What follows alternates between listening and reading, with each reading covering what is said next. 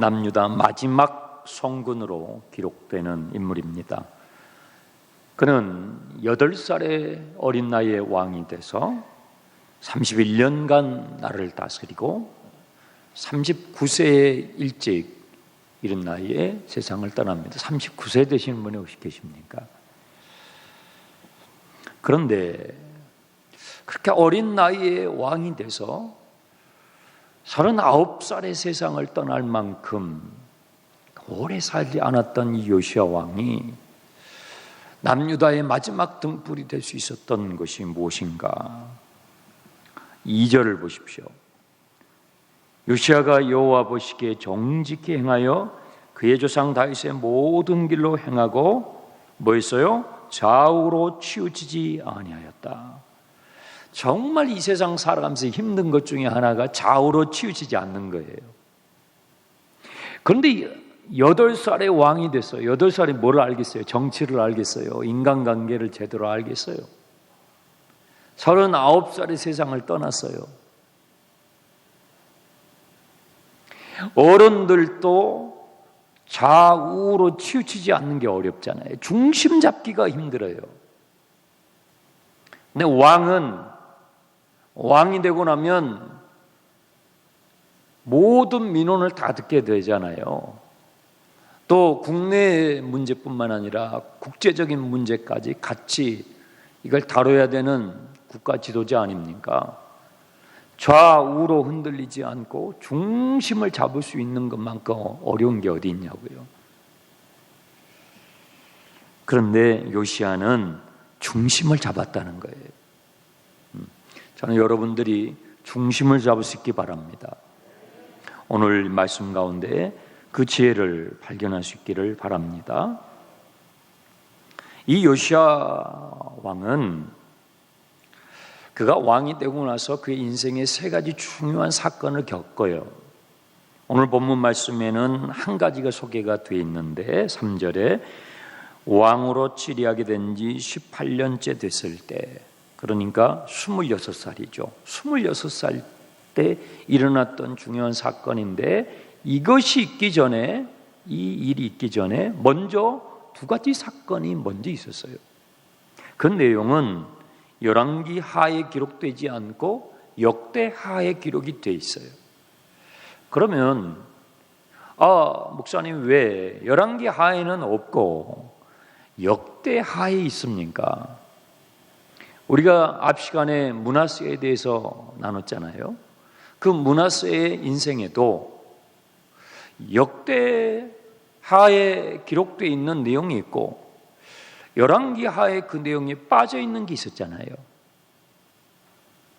왜 같은 인물을 분명히 다루고 있는데 열왕기 하에는 그 내용이 없고 역대 하에 가서 있느냐 하는 이것은, 이 책은 열왕기 상하, 열왕기 이 책과 뒤에 나오는 역대 상하, 역대기의 차이가 있어서 그래요.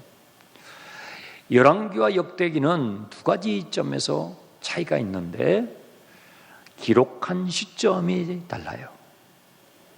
같은 내용인데 기록한 시점이 다르니까 그 사건을 보는 관점이 달라지는 건데, 이 열왕기는 그냥 시간 순서대로 기록한 거예요.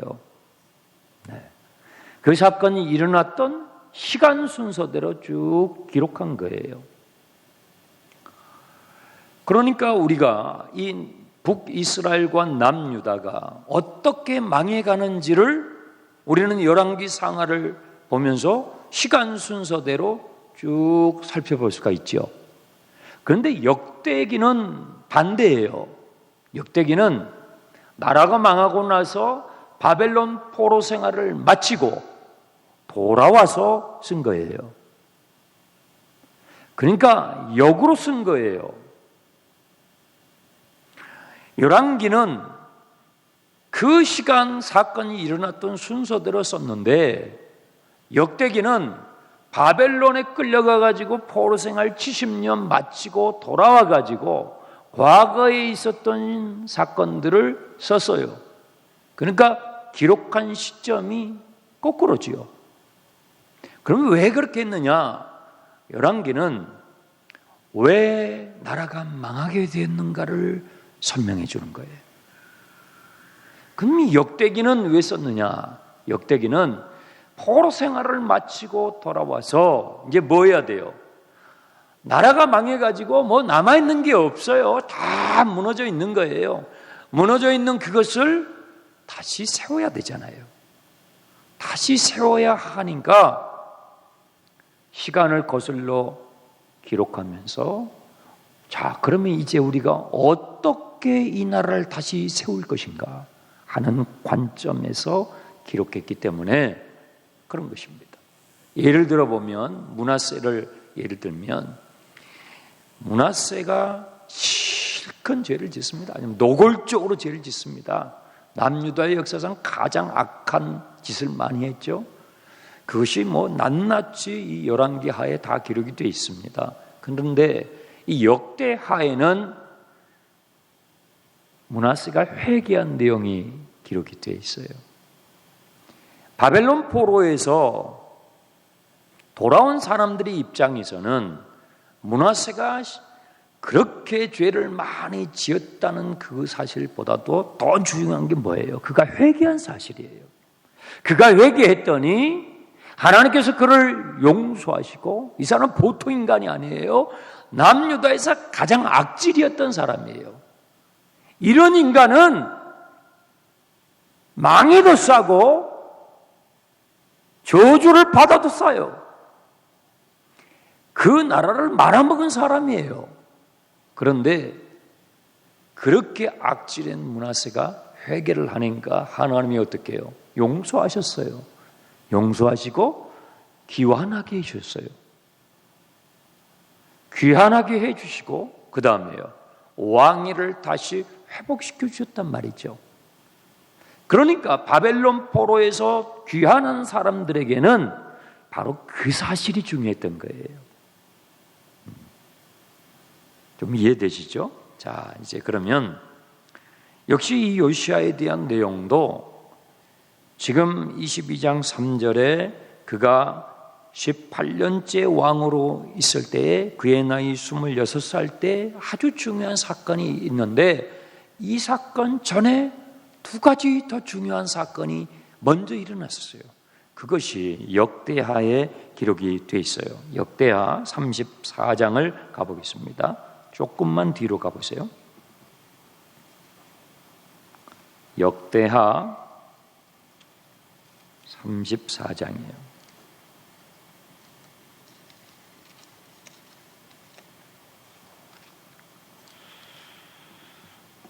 소제목을 보시면 요시야에 대한 내용이죠. 3절을 보세요. 3절. 2절까지 똑같죠. 아까 읽었던 내용과 똑같아요. 3절을 보시면 아직 어렸을 때, 요시야가 아직 어렸을 때에 곧 왕이 있은 지 8년이 됐을 때, 왕이 있은 지 8년이니까 8살에 왕이 돼서 8년 지났으니까 몇 살이에요? 16살 때죠. 16살 10대 때, 청소년 때 어떤 일이 있었는가 잘 보세요. 정말 중요한 일이 일어나는 거예요. 그가 왕이 되어서 8년째 되었을 때 16살에 그의 조상 다윗의 하나님을 비로소 찾고, 밑줄을 그으세요. 비로소 찾고, 하나님을 비로소 16살에 찾았다는 거예요. 여러분, 제가 물어볼게요. 여러분은 비로소 하나님을 찾게 된 시점이 언제예요? 언제 여러분은 하나님을 비로소 찾기 시작했습니까? 저 같은 경우는요, 대학 1학년 겨울방학 때예요. 그러면 그 전에는 하나님 몰랐어요? 아니요, 들었죠? 많이 들었죠? 그러나 하나님을 비로소 찾게 된 거예요. 왕이 되고 나서 8년째 왕 노릇을 해보고, 어린 나이에 이런 말 저런 말 휘둘려보고, 실수도 해보고, 어려움도 겪어보고, 그러나 여전히 어리죠. 여전히 16살이니까 여전히 어리지만 왕노릇 8년째 해보고 나서 그때에 비로소 하나님을 찾기 시작했다고요. 여러분은 언제 하나님을 찾기 시작했어요? 요시야는 16살 10대에 하나님을 찾기 시작했어요. 그는 할아버지 회개한 므낫세를 통해서 다윗 왕에 대해서 많이 듣을 거예요. 요시야, 네가 만약에 이제 왕이 되면 다윗 왕과 같은, 우리 선조 다윗 왕과 같은 왕이 되거라.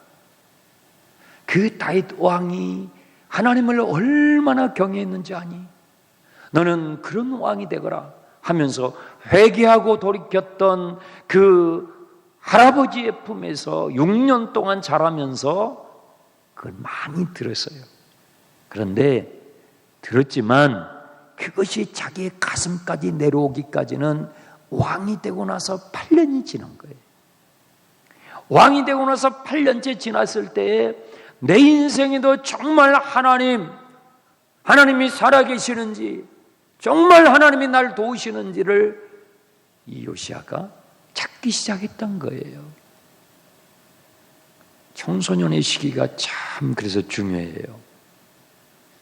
예수 믿는 사람들 퍼센트를 조사해 보면 가장 은혜 체험을 많이 했던, 꼭 그건 아니지만 많은 퍼센트를 차지하는 나이가 10대 때예요.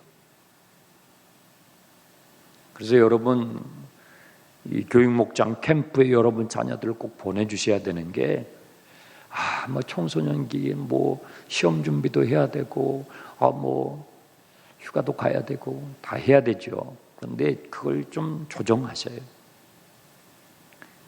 비로소 하나님을 찾을 수 있는 시기가 있어요. 비로소 하나님을 찾을 수 있는 더 좋은 시기가 있다고요. 그 시기를 놓치면 안 돼요. 놓치면 더 길어지고 어려워져요. 요시야는요 16살에 하나님을 찾기 시작했어요. 히브리 단어 이 다라시라는 단어예요. 이 단어는 구약 성경에 종종 등장하는 단어인데 이사야도 이렇게 사용했었죠. 너희는 여호와를 만날 만한 때에 찾으라. 하나님을 찾으라. 여러분, 하나님은 우리가 찾으면요 찾을 수 있는 분입니다. 그러니까 찾으라고 하는 거예요. 하나님을 찾으라. 하나님은 찾을 수 있는 분이에요. 예수님께서 뭐라고 말씀하셨어요? 구하라 얻을 것이요, 찾으라 찾게 될 것이다. 하나님은요 찾으면 찾을 수 있는 분이 하나님이셔요. 요시야는 16살에 하나님을 비로소 찾기 시작했어요. 그리고 그것과 관련해서 다시 3절을 보십시오. 또 한 번의 비로소가 나와요. 하나님을 비로소 찾고 제12년 왕으로서 12년 차가 되었을 때에 유다와 예루살렘을 비로소 정결하게 하여 산당들과 아세라 목상들과 아로새긴 우상들과 부어 만든 우상들을 제거할 수 있게 됐어요. 두 가지 비로소가 있죠. 앞에 비로소가 있고 뒤에 비로소가 있는데, 앞에 비로소는 개인적 영역에서 일어난 사건이에요. 자기의 개인적인 경험이라고요. 이 개인적인 영역에서 일어난 이 비로소는 뒤에 비로소와 연관이 돼요. 뒤에 비로소는 공적인 영역이에요. 공적인 영역에서 산당을 개혁하고 우상을 제거했다는 거예요. 그런데 그것이 일어나기 위해서는, 공적인 영역에서 이러한 개혁적인 일들이 일어나기 위해서는요, 먼저 뭐예요? 내 개인의 영역에서 하나님을 경험해야 돼요. 내 개인의 영역에서 하나님을 찾는, 하나님을 추구하는 이 일이 일어나지 않고는 가정의 개혁, 이 사회의 개혁, 국가적인 개혁은 일어날 수 없어요. 일어날 수 없어요.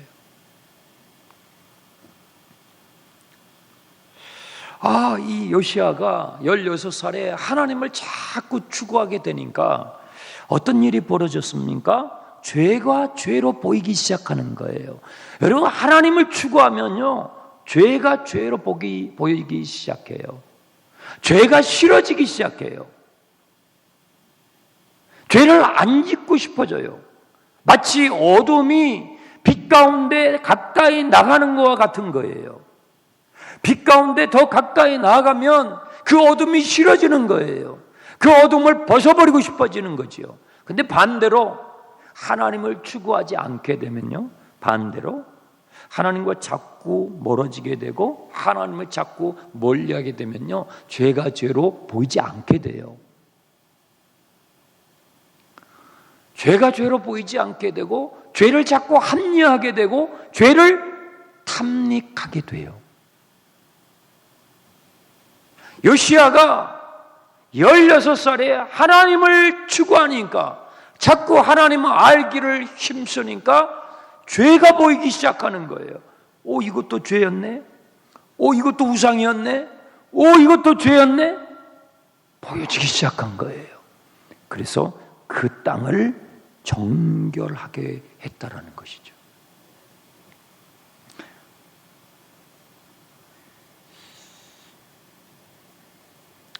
20살부터 26살까지 6년간 땅과 성전을 개혁하는 일을 하게 돼요. 이때 이 요시야 왕을 도왔던 선지자들이 4사람이 있는데요. 더 많이 있었을 거예요. 근데 알려져 있는 선지자로 4사람이 있는데, 나훔, 여러분 선지서에 보면 나훔이라고 있죠. 여러분 책에 있습니까? 네, 나훔. 또 나훔 다음에 누구죠? 하박국이 요시야 때에 활동했던 선지자예요. 그 다음에 하박국 다음에 누구예요? 스바냐예요. 스바냐. 자, 우리 스바냐 한번 찾아보세요. 스바냐 1장. 제가 이렇게 열왕기를 하면서 예언서하고 자꾸 연관을 시키는 이유는 여러분들이 그래야 예언서를 풀 수가 있어요. 우리가 이사야서를 했던 것처럼 이 열왕기 상하고 연결시켜서 예언서를 보지 않으면 역사적 상황을 이해를 할 수 없어요. 역사적 상황이 이해가 안 되니까 엉뚱하게 예언서를 해석하게 된단 말이에요. 스바냐서 1장 1절 보세요. 아몬의 아들 유다왕 요시야의 시대에 스바냐에게 임한 여호와의 말씀이에요. 그런데 이 스바냐는 어떤 집안 출신이냐면 히스기야의 현손이에요. 그러니까 스바냐는요, 왕족 출신 선지자예요. 여러분, 아모스는 어느 출신이었죠? 아모스는 북이스라엘의 목동 출신이었어요.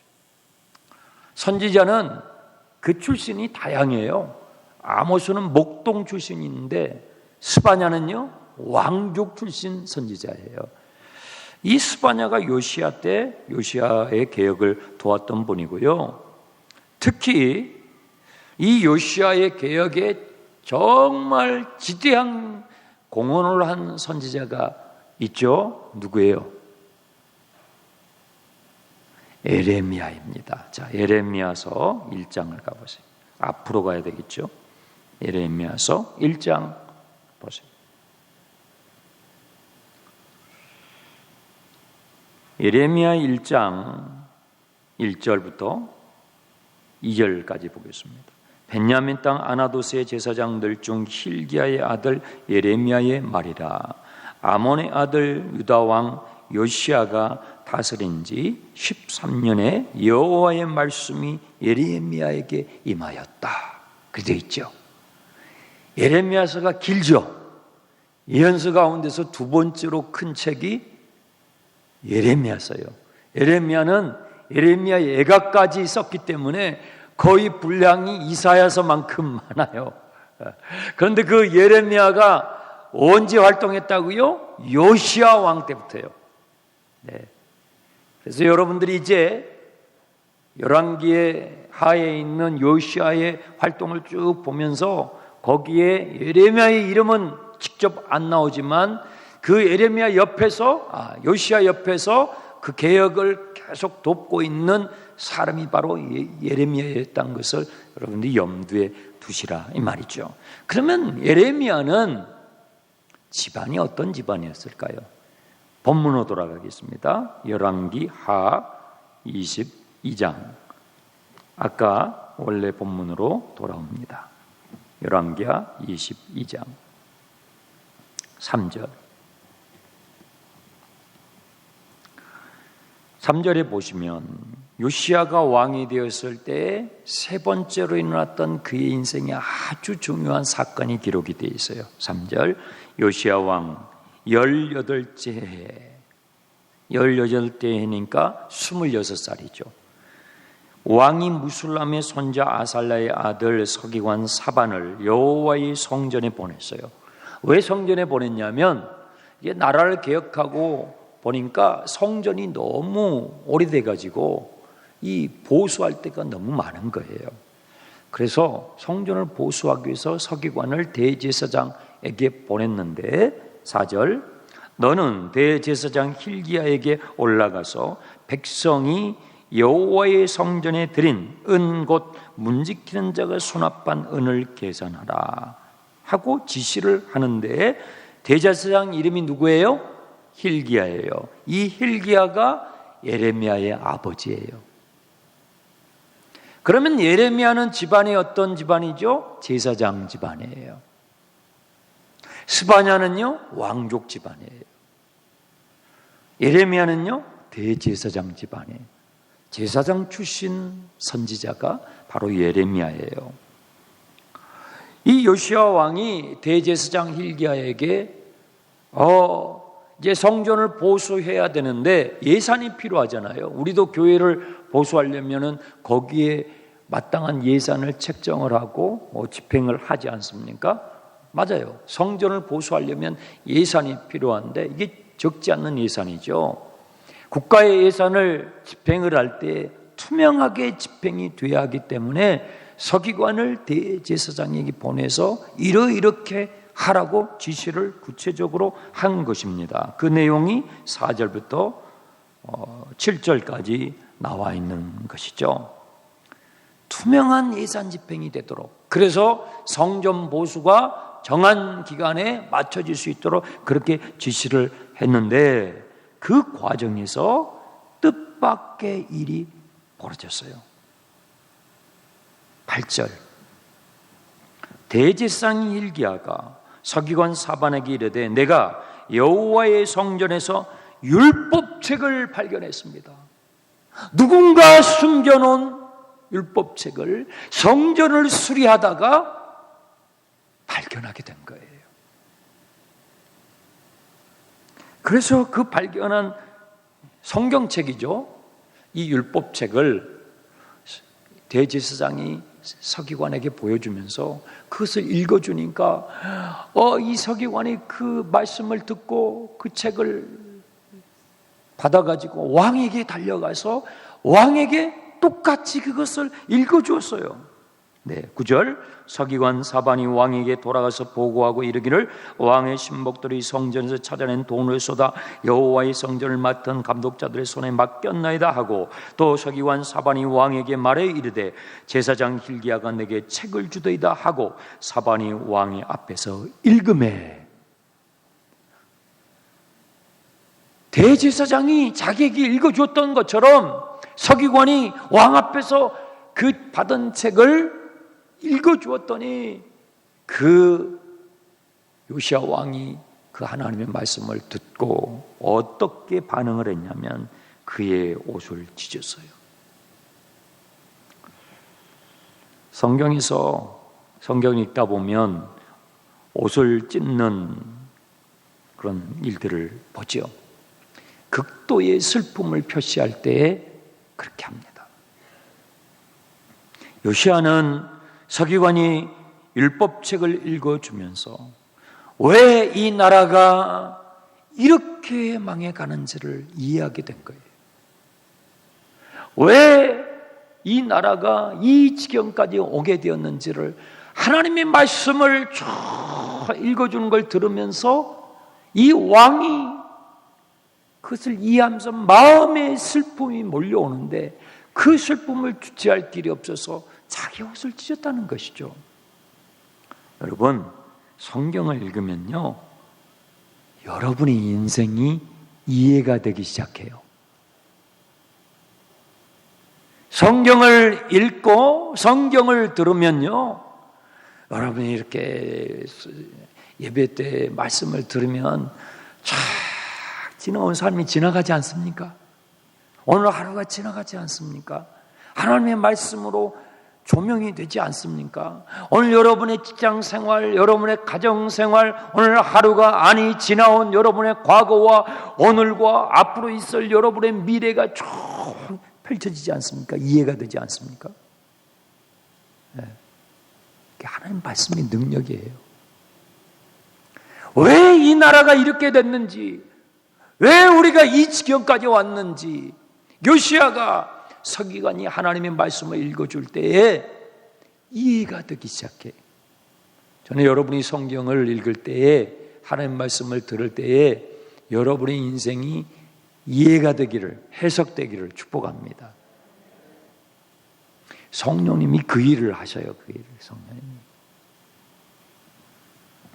오늘 우리가 살고 있는 이 시대가 이해가 되고, 왜 이 시대가 이렇게 되어가고 있는지, 앞으로 이 시대는 어떻게 될 것인지 하나님의 말씀을 읽을 때에, 하나님의 말씀을 들을 때에 이해가 되기 시작해요. 그렇다면 요시야 시대 이전에는 율법책이 사라져버렸다는 이야기잖아요. 이 율법책을 숨겨놨다는 것은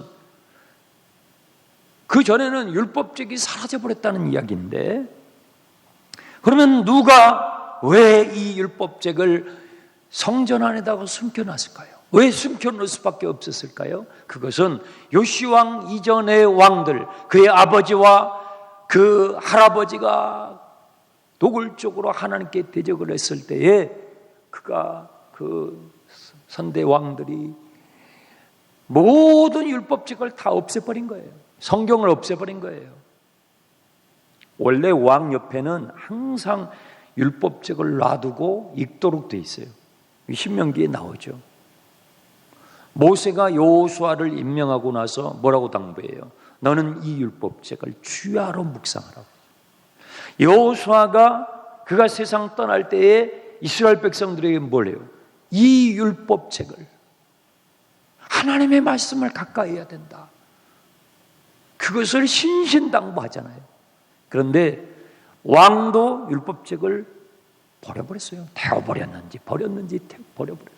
대제사장도 율법책이 없어요. 서기관이 뭐하는 사람이에요? 서기관은 율법책을 필사해가지고, 필사해서 권으로 만들어서, 두루마기로 만들어서 후손들에게 전달해주는 일을 하는, 직업적으로 그 일을 하는 사람들이 서기관인데, 서기관들은 100개 쓸 율법책이 없어요. 다 없어진 거예요. 하나님의 말씀이 실종돼 버린 시대, 비극이죠, 비극. 그러면 왜 사라졌던 율법책이 이 요시야의 시대에 발견되었을까 하는 점입니다. 하나님의 말씀은요, 하나님을 찾는 자에게 발견됩니다. 하나님의 말씀은요, 하나님을 추구하고 하나님을 알기를 힘쓰고 하나님을 찾고 하나님을 찾는 자에게 발견되는 책, 열려지는 책, 경험되는 책이 하나님의 말씀이에요. 저는 여러분에게 묻고 싶어요. 여러분 앞에 있는 책이 성경책이죠. 여러분 앞에 있는 성경책이 여러분에게는 발견됐습니까? 열려지고 있습니까? 아니면 그저 교회 올 때만 어디 뒀어? 버려져 있는 책, 방치되어 있는 책입니까? 닫혀진 책입니까? 열려진 책입니까? 읽혀지고 있는 책입니까? 열려지고 있는 책입니까?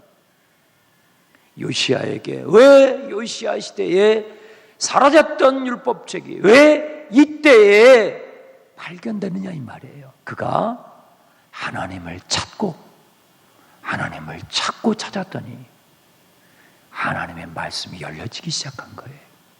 하나님의 말씀이 발견된 거예요. 저는 우리 나군교회 성도들에게 하나님의 말씀이 열려지는 책이 되기를 축복합니다. 하나님의 말씀을 설교하는 설교자로서 저에게 가장 큰 복이 있다고 한다면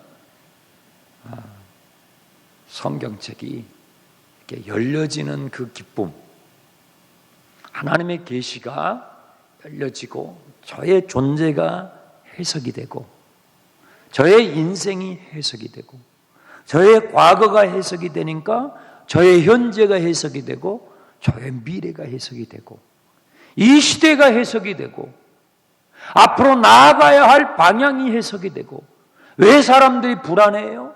왜 두려워해요? 내가 이해가 안 되니까. 왜 나에게 이런 일이 벌어지지? 내가 앞으로 어떻게 해야 되지? 내가 어떻게 앞으로 길을 헤치고 나가야 되지? 그 방향을 잡을 수 없으니까 사람들은 불안해하고 두려워하는 거예요. 그런데 하나님의 말씀이 열려지게 되면, 그 하나님의 말씀이 내게 열려지는 책이 되게 되면 여러분 그만큼 불안함이 줄어들어요. 그만큼 두려움이 줄어들어요. 하나님을 찾고 찾았던 요시야에게 하나님의 말씀은 열려지는 책이 되었다는 것이죠. 여러분들은 성경책을 읽다가 그 성경책을 탁 와락 껴안아 본 적 있습니까? 너무 성경이 이렇게 소중한 책이구나. 여러분은 성경을 읽다가 필사를 하시다가, 요즘 제가 여러분이 필사를 하시고 나서 제출한 노트를 제가 한 곳씩 한 곳씩 다 보고 있어요. 여러분 필사를 하시다가, 여러분 성경을 읽다가 눈물이 난 적이 없습니까? 나 같은 죄인을 사랑하시는 그 하나님의 사랑이 막 밀려와가지고 주님 감사합니다. 주님 감사합니다 하면서 혼자 성경을 읽다가 울어보신 적 있습니까? 주님 감사합니다 하고 혼자서 막 찬송해 본 적 있습니까? 너무 그 감격스러워서 그냥 밤을 설치면서 주님 감사해요 해본 적이 있습니까? 그냥 성경을 읽다가 책상 머리에서 내려와서 무릎을 꿇고 주님 저는 죄인으로서이다, 죄인 중에 죄인입니다라고 회개해 본 적이 있습니까? 저는 그래 본 적이 있습니다. 하나님의 말씀은 하나님을 찾는 자에게 열리는 거예요. 하나님 뜻대로 살기를 원하고 하나님을 알기를 원하고 하나님을 닮기를 원하고 하나님의 뜻을 준행하기를 원하는 사람에게 하나님의 말씀이 열리는 거예요. 그 하나님의 말씀이 내 심령을 비추고 나의 인생을 조명하고 나의 삶을 해석하고 나의 심령을 뚫고 들어올 때에 나도 모르게 눈물이 나고 나도 모르게 찬양이 나고 나도 모르게 통곡하고 나도 모르게 무릎을 꿇게 되고. 여러분 요시야는 나라를 개혁하기 전에 먼저 자신을 개혁했어요. 나라를 개혁하기 전에 공적인 영역에서 이것이 옳습니다, 이렇게 해야 합니다 외치기 전에 그런 사적인 영역에서, 개인적인 영역에서 먼저 자신을 개혁했어요. 지금 오늘날 우리 시대만큼 중심을 잡기가 힘든 시대가 없었어요. 얼마나 네거티브가 심한지. 우리나라만 그런 게 아니에요. 지금 전 세계적인 트렌드예요. 선거철을 할 때마다 상대방을 비난하는 이 네거티브 전략을 쓰는데 나라마다 다 둘로 갈라졌어요. 미국도 쪼개지고 유럽도 쪼개지고 우리나라도 똑같이 그렇게 되죠. 갈수록 심화될 것입니다. 나하고 조금 입장이 다른 사람이 저쪽에 가 있으면 아예 적이라고 생각해요. 내 편, 네 편을 가르는 거예요. 그럼 내 편, 네 편을 가르면 더 이상 상대방의 이야기를 듣지 않아요. 지금 우리 시대가 그래요. 여러분, 교회 안에서도 어떻게 중심을 잡아요? 여러분, 어떻게 이 시대를 살아갈 때 중심을 잡겠느냐 이 말이에요. 저도 그런 걸 경험할 때가 있어요. 가만히 있는데 내 편, 네 편이 가려는 거예요. 가만히 있는데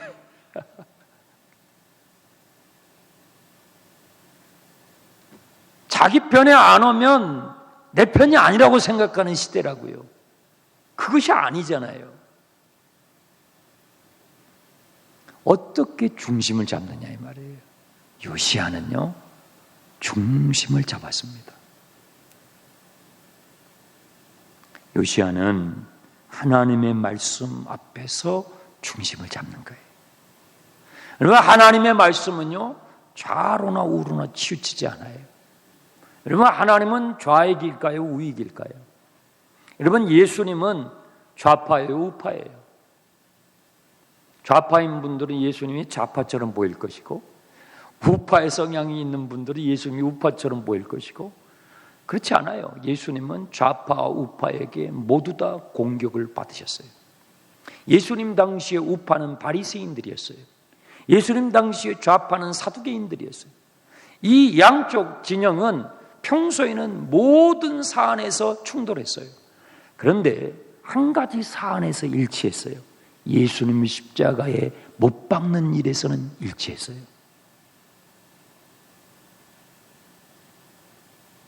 예수님은요, 보수가 아니에요. 예수님은요, 좌파가 아니에요.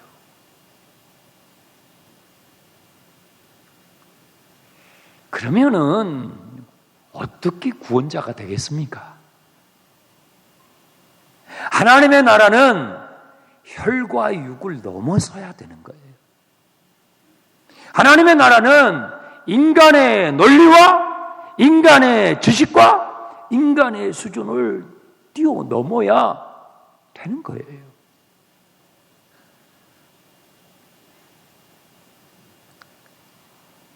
요시야는요, 하나님의 말씀 앞에서 중심을 잡았어요. 사람들에게 공적인 영역에서 개혁을 말하기 전에 그는 먼저 사적인 영역에서 자신을 회개했어요. 자신을 개혁했어요.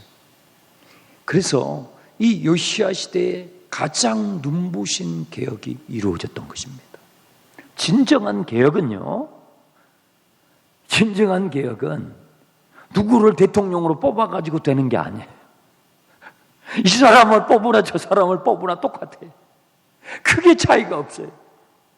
진정한 개혁은 먼저 하나님의 말씀 앞에서, 먼저 하나님 앞에서.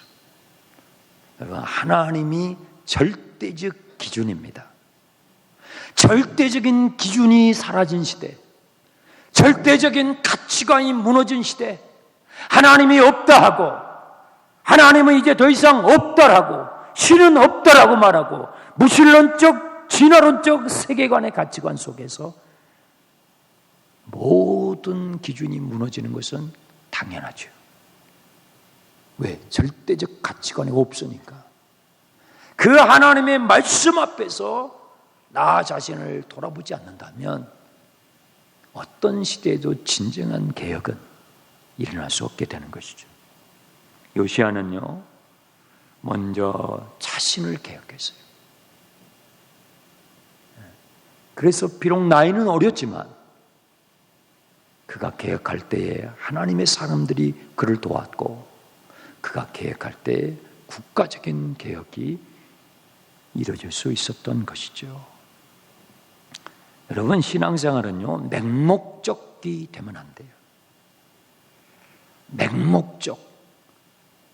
무슨 생각도 하지 않고 무슨 판단도 하지 않고, 그 맹목적인 거예요. 이단들이 맹목적입니다. 그런데 이단은 아닌데 신앙생활이 맹목적인 신앙생활이 있어요.